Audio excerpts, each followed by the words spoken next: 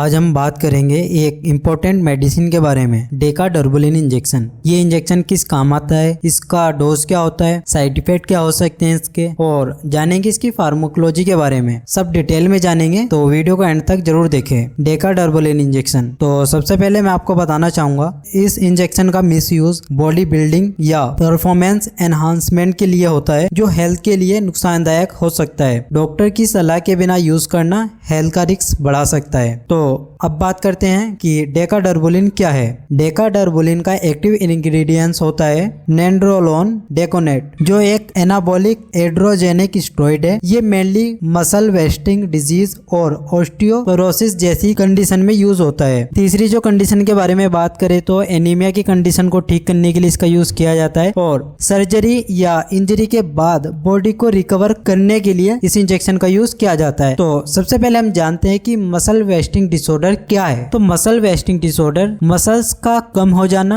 या muscles weak हो जाना है। ये एक ऐसी बीमारियां हैं जिसमें मसल कमजोर हो जाती है, सिकुड़ने लगती है, या उनका जो नॉर्मल साइज है और ताकत होती है वो डिक्रीज हो जाती है, और इसे मसल्स एट्रोफी भी कहते हैं। बात करते हैं कि मसल वेस्टिंग डिसऑर्डर के कुछ कारण के बारे में, कि मसल वेस्टिंग डिसऑर्डर क्यों होता है। तो इसके जो कुछ मुख्य कारण हो सकते हैं, जैसे प्रोलॉन्ग इमोबिलाइजेशन, जैसे पैरालिसिस या लंबे समय तक बेड पर रहने के कारण मांसपेशियां सिकुड़ने लगती है। दूसरा जो इसका कारण होता है वो होता है क्रोनिक डिजीजेस, जैसे cancer, HIV, AIDS, kidney failure, COPD यानी कि क्रोनिक ऑब्स्ट्रक्टिव पल्मोनरी डिजीज, इसके कारण भी ये हो सकता है। तीसरा जो इसका कारण है neurological disorder, spinal cord injury, इन डिसऑर्डर की वजह से भी मसल वेस्टिंग डिसऑर्डर हो सकता है। एंड लैक ऑफ न्यूट्रिशन, अगर बॉडी के अंदर प्रोटीन की डेफिशिएंसी है, न्यूट्रिशंस की डेफिशिएंसी है, तो बॉडी की जो मसल्स होती है वो वीक हो जाती है। एजिंग, उम्र के साथ साथ मांसपेशियां भी वीक होने लगती है। अब बात करते हैं मसल वेस्टिंग डिसऑर्डर के कुछ लक्षण के बारे में, कि अगर किसी पर्सन को ये हो चुका है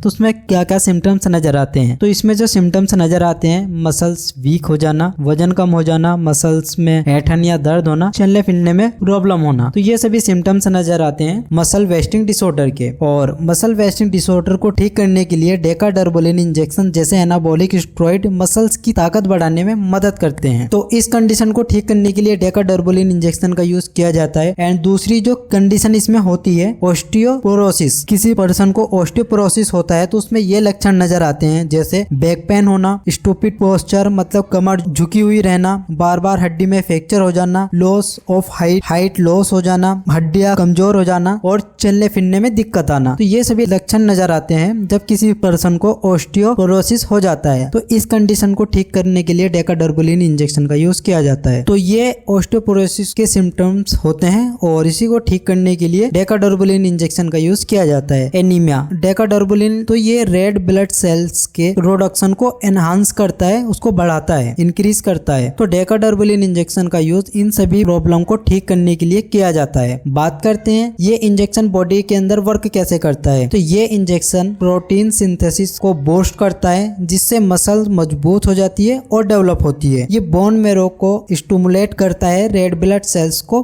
बढ़ाने के लिए। तो ये इस तरीके से वर्क करता है हमारी बॉडी के अंदर। तो अब बात कर लेते हैं इस इंजेक्शन की कुछ डोजेस के बारे में। तो जनरल डोज के बारे में बात करें, एक अडल्ट पर्सन के लिए, अगर किसी पर्सन को मसल वेस्टिंग डिसऑर्डर है, जैसे कि मैंने अभी पीछे आपको बताया कि मसल वेस्टिंग डिसऑर्डर क्या है, उसमें क्या क्या लक्षण नजर आते हैं। अगर किसी पर्सन के अंदर ये सभी लक्षण नजर आते हैं तो उस कंडीशन में 50 mg से लेकर 100 mg तक एक हफ्ते में एक अडल्ट पर्सन को दिया जा सकता है। इसके कोर्स के बारे में बात करें तो ये कोर्स जो होता है वो 2 हफ्ते से 12 हफ्ते तक हो सकता है, और डॉक्टर की सलाह पर ये डिपेंड करता है। बात करते हैं ऑस्टियोपोरोसिस की, कि अगर किसी की हड्डियां कमजोर है तो उसमें क्या डोज हो सकती है। तो 50 mg 2 से 3 वीक में एक बार दिया जा सकता है। एंड एनीमिया की कंडीशन में 100 mg से लेकर 200 mg 1 से 2 हफ्ते में दिया जा सकता है। और मैक्सिमम डोज के बारे में बात करें तो 200 mg से ज्यादा डोज अवॉइड करना चाहिए। बात करते हैं इसके कुछ एडमिनिस्ट्रेशन के बारे में। तो ये इंजेक्शन इंजेक्शन IM होता है यानी कि इंट्रामस्कुलर होता है, इसको डायरेक्ट मसल्स के अंदर दिया जाता है और डोज को हर 2 से 4 हफ्ते में रिपीट किया जाता है जैसे डॉक्टर रिकमेंड करे। तो ये होती है इसकी कुछ डोजेज। एंड बात कर लेते हैं इसके कुछ साइड इफेक्ट के बारे में। फ्लूइड रिटेंशन, बॉडी के अंदर स्वेलिंग कर सकता है, खासकर हाथों में और पैरों में स्वेलिंग कर सकता है। स्किन पर एक्ने हो सकते हैं और हेयर ग्रोथ चेंजेस यानी कि हेयर ग्रोथ में चेंजेस आ सकते हैं, या तो